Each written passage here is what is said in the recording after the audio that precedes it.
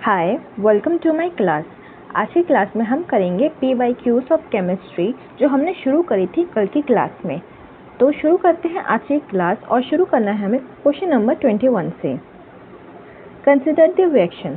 तो इसमें एक रिएक्शन दे रखी है जहाँ पे कॉपर और आयोडीन जो मिलके कॉपर आयोडाइड बना रहे हैं और स्टेटमेंट दे रखे हैं दो और ये बताना है कौन सी करेक्ट है। तो पहला स्टेटमेंट है इन द रिएक्शन एक copper atom loses 2 electron to become a cupric ion. तो इसमें क्या होता है, कॉपर जो होता है उसको अपना जो वैलेंसी है उसको कंप्लीट करने के लिए उसे अपने 2 इलेक्ट्रॉन छोड़ने पड़ते हैं। तो जो बिल्कुल सही है, इस स्टेटमेंट के हिसाब से सही है अपना कंप्लीट करने के लिए। In the reaction iodine atoms gain 2 electron to become an iodide ion. अब क्या होता है, लास्ट में आयोडाइन में कितनी वैलेंसी होती है, उसकी होती है 7। उसे कितने चाहिए होते हैं, एक आयोडीन के एटम को चाहिए होता है एक और electron to complete its octet. ठीक, पर यहाँ पे क्या कह रहे हैं कि आयोडाइन ने कितने चाहिए, उसे गेन करे हैं 2 इलेक्ट्रॉन। आयोडाइन ने 2 इलेक्ट्रॉन नहीं गेन करे, तभी यहाँ पे क्या आ रहे हैं, 2 आयोडीन लग रहे हैं। ठीक है, तो 2 आयोडीन ने एक एक इलेक्ट्रॉन लिया है, तो ये वाला स्टेटमेंट क्या हो जाता है, गलत हो जाता है। तो आंसर क्या आएगा, only first is correct.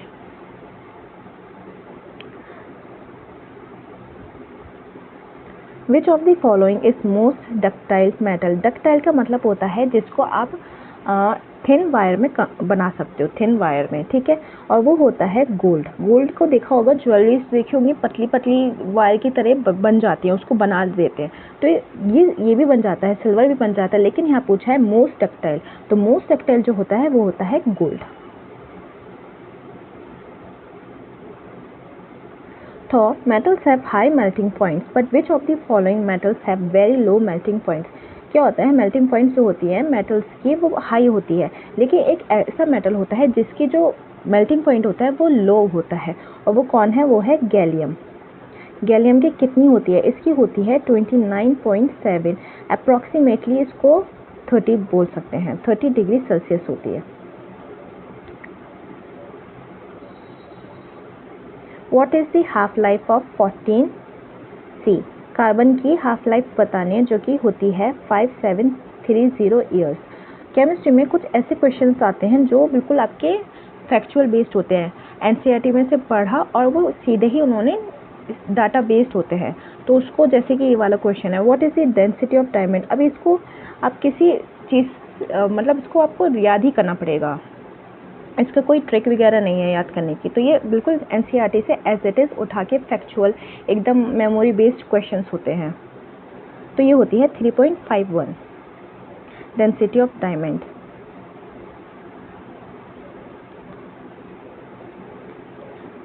Which of the following is not a property of alkenes. Alkene की कौन सी प्रॉपर्टी नहीं है, तो एल्केन की प्रॉपर्टी नहीं है that they have high reactivity. इनकी क्यों है हाई रिएक्टिविटी, क्यों नहीं है हाई रिएक्टिविटी, क्योंकि एल्केन्स जो होते हैं ये यूजुअली इनर्ट होते हैं, ये केमिकली इनर्ट होते हैं,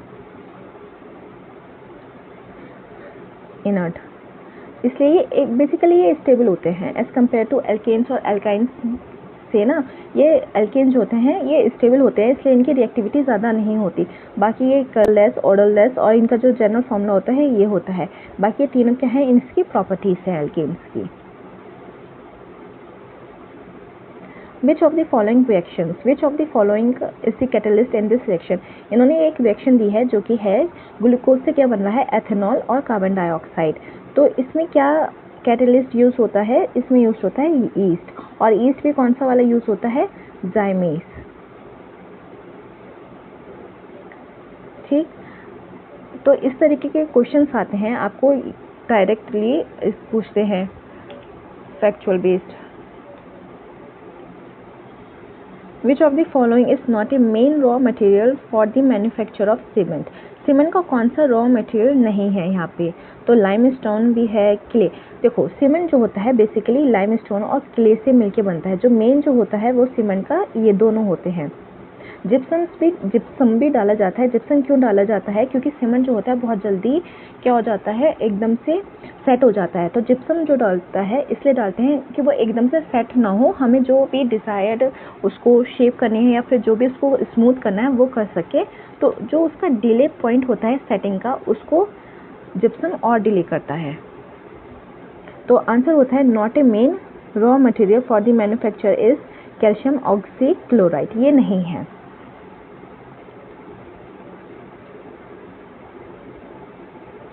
Which of the following is the chemical formula of polyethylene terephthalate और PET?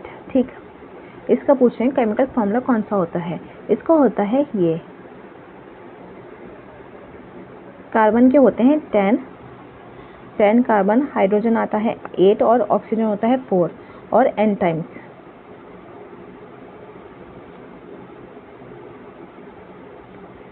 Which of the following is made by reacting phenol and formaldehyde? तो ये कौन होता है, ये होता है बेकिलाइट। फिनॉल और फॉर्मल्डिहाइड से मिलके जो बनता है उसे बोलते हैं बेकिलाइट, उसे बोलते हैं अपना बेकिलाइट। ये क्या है, PTFE, ये है होता है, इसको बोलते हैं टेफ्लॉन, इसको टेफ्लॉन बोलते हैं। और टेफ्लॉन किससे बना होता है, CF, ठीक, इसको बोलते हैं टेट्राफ्लोरोइथाइलीन। नायलॉन 6 किससे बना होता है, नायलॉन 6 बना होता है आपका पॉलीमर कौन सा होता है, कैप्रोलैक्टम, बेसिकली ये अमाइड होता है। तो इस तरीके से पॉलीमर में से ये पूछते हैं कि ये कौन से पॉलीमर से बना होता है, मोनोमर से बना होता है, बेसिकली मोनोमर पूछते हैं। तो ये बना होता है कैप्रोलैक्टम से।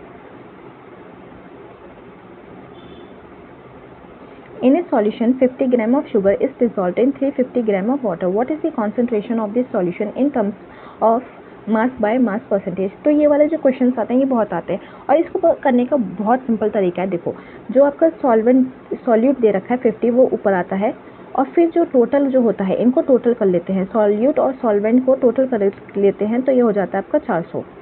फिर इसको 100 से डिवाइड करते हैं क्योंकि हमें क्या निकालना है, परसेंटेज निकालना है और परसेंटेज के लिए आपको 100 से मल्टीप्लाई करना पड़ता है। तो आप जब इससे करोगे तो ये आपका आ जाएगा, एक बार इससे जाएगा तो ये आपका आ जाता है 12.5 समथिंग, क्योंकि ये तो 4 से जाएगा नहीं, एक बार इससे जाएगा तो बेसिकली 12.5% हो जाता है।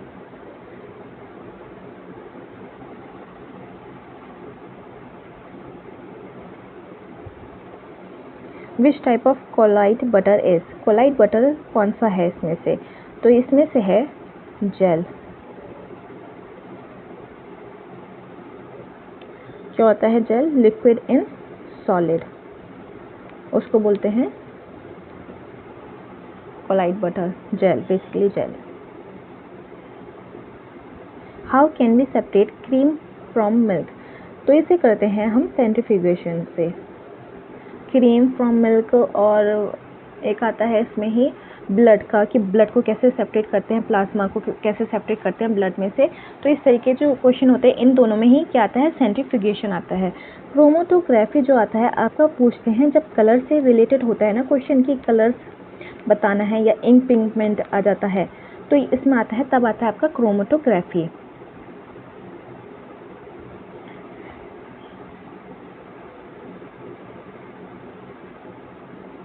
Which of the following is an example of oxidation reaction in daily life? तो इसका कौन सा एग्जाम्पल है डेली लाइफ में, कोरोजन और रेंसिडिटी। तो ये दोनों ही एग्जाम्पल हैं। ये वाला देखोगे ना 10th में है ये वाला, तो ये सीधा इन्होंने ये जो पूरा 10th में से उतार के ही ये ऑक्सीडेशन के टाइटल के टॉपिक के, ऑक्सीडेशन टॉपिक के अंडर में ही ये दोनों टॉपिक दे रखे हैं, सब टॉपिक है। तो इन्होंने ये चीज़ क्या करी, डायरेक्टली उठा के दे दी।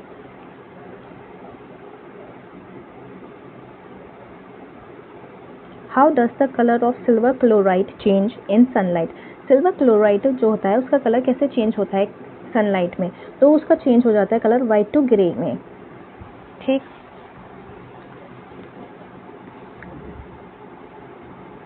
Complete the chemical reaction metal carbonate and metal hydrogen carbonate plus acid. तो क्या बनेगा, देखो अब कार्बोनेट है तो यहाँ पे क्या बनना चाहिए, कार्बन डाइऑक्साइड बनना चाहिए। कार्बोनेट से आता है प्रोडक्ट में कार्बन डाइऑक्साइड, तो कार्बन डाइऑक्साइड जो है 2 में दे रखे, मोनोऑक्साइड नहीं बनता। कार्बन डाइऑक्साइड और कार्बन डाइऑक्साइड, तो आपका क्या हो जाता है 1 और ये कैंसिल हो जाता है, बट आपका 50-50% चांस हो जाता है। ठीक, अब इसमें क्या बनता है, साथ में वाटर और बनता है। तो इस तरीके से करने होते हैं क्वेश्चंस, एलिमिनेट करके, ऑप्शंस को एलिमिनेट करके। तो इसका आंसर हो जाता है आपका 2। विच one of the following is not A form of calcium carbonate? इसमें से कौन सा कैल्शियम कार्बोनेट का फॉर्म नहीं है? तो वो है आपका ब्लैक स्टोन। बाकी जो तीनों है, लाइमस्टोन, चौक और मार्बल, ये क्या है, इसके फॉर्म है कैल्शियम कार्बोनेट के। Aqua regia is a freshly milk mixture of concentrated hydrochloric acid and concentrated nitric acid in the ratio of, ये एक्वा रेशियो क्या होता है, कौन सा रेशियो होता है, ये होता है कॉन्सेंट्रेटेड हाइड्रोक्लोरिक एसिड और कॉन्सेंट्रेटेड नाइट्रिक एसिड को के रेशियो को बोलते हैं एक्वा रेशिया, और ये होता है 3:1।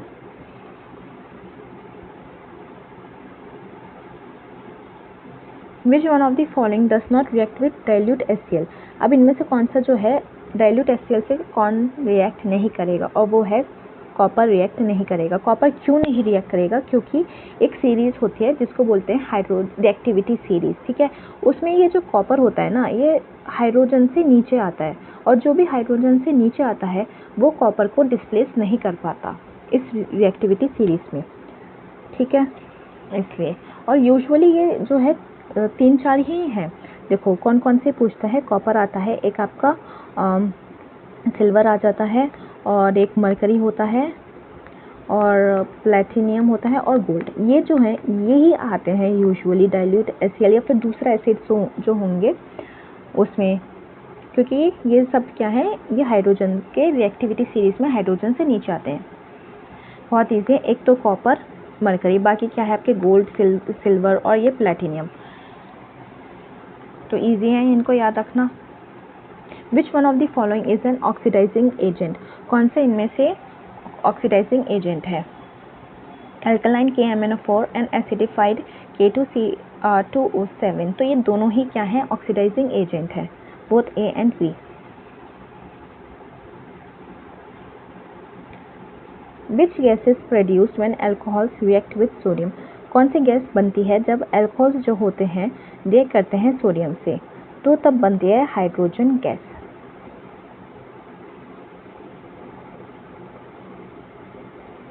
What is the mass of 0.5 mole of calcium atom? हमें क्या निकालनी है, मास निकालना है। तो हम इसे कैसे निकालते हैं, मास को हम निकालेंगे, ये जो मोल दे रखा है ना 0.5, और इसका जो एटॉमिक वेट जो होता है कैल्शियम का वो होता है, वो दे भी रखा है 40, उसको हम मल्टीप्लाई कर देते हैं तो हमारा क्या आ जाएगा, इसका मास आ जाएगा। तो क्या आ जाएगा, 20 ग्राम्स। आपका ऑप्शन 4 हो जाता है। अगर इसमें क्या दे दिया कि हमें मोल निकालना है, मोल निकालना है तो हमें मास दे रखा होगा, बस क्या करना है, फिर मास डालना है और यहाँ पे इसका एटॉमिक वेट और मोल निकाल लेंगे। बस ये है, एक ये फॉर्मूला है, बस इसको याद रखना है। विच of the following is an example of amphoteric oxide? Amphoteric oxide का इसमें कौन सा एग्जाम्पल है? तो वो है आपका जिंक ऑक्साइड। और इसमें एम्फोटेरिक ऑक्साइड में आते हैं Al, एल्युमिनियम ऑक्साइड, ये हमने पढ़ लिया, जिंक ऑक्साइड, और एक आता है लेड ऑक्साइड। तो ये तीन के ही यूजुअली ये पूछता है, इन तीनों में से ही। तो ये तीनों पता होना चाहिए, एम्फोटेरिक ऑक्साइड। और जितने हो सके ना उतने PYQs लगाओ, ठीक है, उससे ही रिवीजन हो जाएगा। और जो ज़रूरी है रिवीजन करना, वो टॉपिक का रिवीजन करो, अभी कुछ नया मत उठाना, जो आता है उसका ही रिवाइज करो, और जितने ज़्यादा हो सके PYQs उतने ज़्यादा PYQs लगाओ। Why did Rutherford select a gold foil for his experiment of finding the model of an atom? तो Rutherford ने गोल्ड फॉइल को ही क्यों चूज़ किया था अपने जो एक्सपेरिमेंट में? क्योंकि उसने इसलिए चूज़ करा था क्योंकि ये एज इट इज़ थिन, इसको बहुत थिनली जो था ना यूज़ किया था, क्योंकि इसको थिन कर सकते थे, इसलिए इसने गोल्ड फॉइल को यूज़ किया।